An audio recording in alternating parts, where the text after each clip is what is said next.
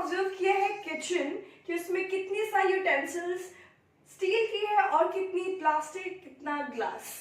सो मैंने kitchen utensils and equipments को 7 points में डिवाइड किया है। फर्स्ट जो है वो कुकिंग वेयर, सेकंड जो है वो टेबल वेयर, थर्ड जो है वो equipments, the fourth point is storage utensils, fifth is carrying utensils जिसमें हम ट्रैवलिंग में यूज कर सकते हैं, सिक्स इज किचन अप्लायंसेस जो हमारा खाना बनाने के प्रोसेस को इजी करता है।